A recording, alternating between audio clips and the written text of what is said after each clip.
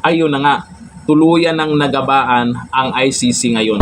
Ako, may bagong update ngayon yung ICC na kung saan isa ito na sinasabi ng iba na gaba dili magsaba. Simula ba naman nung nandyan na si Tatay Digong sa kanila, nung inaresto, tapos dinala sa ICC, naku, sunod-sunod yung kamalasan ng ICC ngayon. O ito po ang update po na nangyari sa ICC.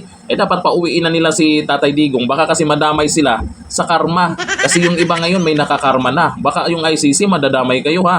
O dito sa post po ni Atty. Harry Roque, at siya nandyan mismo siya sa Netherlands ha.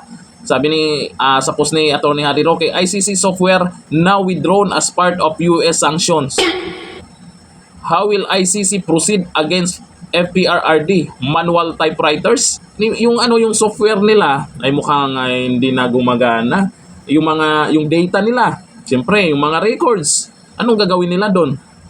Manual typewriters. Naku, hirap yan. Buti kung si dating Pangulong Duterte lang yung kailangan nilang asikasuhin dyan, marami. Hindi lang naman si Tatay Digong dapat asikasuhin nila dyan, siguro no. Pero kung ganyan yung pamamaraan nila, magsara na muna sila. Pipilitin pa ba? Nakaraan, may isa na na-hold yung account, yung email, hindi na ma-access. Tapos yung wala, hindi makakapasok na kasi kung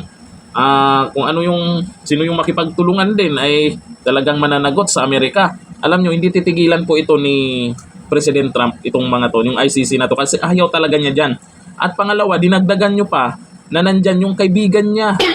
Hindi naman siguro direkta siyang magsasabi na tutulungan niya si Tatay Digong bilang isang kaibigan. Ito yung galaw ng isang magaling na pangulo na tahimik lang, at yan na ang nangyari sa ICC. Sana maintindihan nila yung ginagawa ni President Trump ngayon sa kanila. Dapat naman, iuwi nyo na yan si Tatay Digong.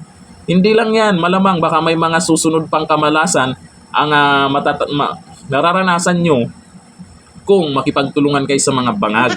Ayon po dito sa mga komento, nabuang na, let them bring Tatay Digong home.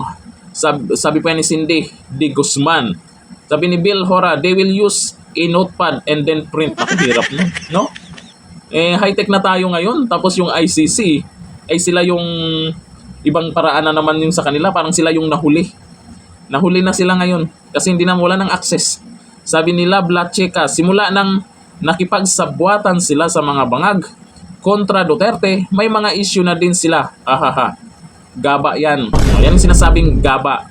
Ang gaba, dili magsaba, sabi pa ni BP Sara Duterte. Kasi nagkaganyan lang naman sila. Malala pong nangyari sa kanila ha.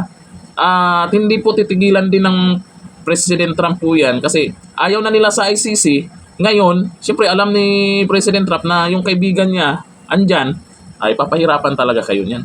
Ito yung siguro yung tahimik na pagtulong ni President Trump kay Tatay Digong.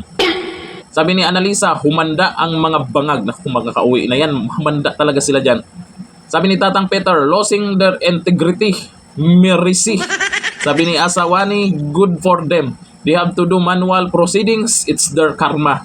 Diba, pinahirapan talaga sila. Ang karma talaga yan. Kahit anong isipin nyo, karma talaga yan. Pinahirapan sila.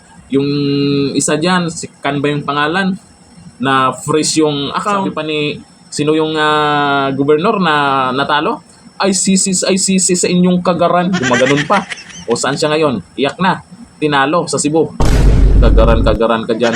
Sa nangyari naging sikat palalo ang mga Duterte, hindi lang sa Pilipinas, kundi buong mundo nang dahil sa ginawa nila.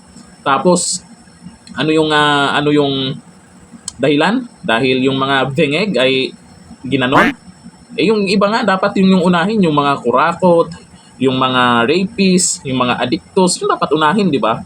Kaya lalong sumikat lang dito si Tatay Digong sa paningin ng karamihan, lalo na sa mga nakakilala sa kanya. Tingnan nyo naman, kahit sa ibang bansa, siya yung headline. Sino bang kilala nyo na politiko na hindi nangampanya, hindi nagpakita sa mga tao dahil nasa kulungan, pero tambak ang kalaban?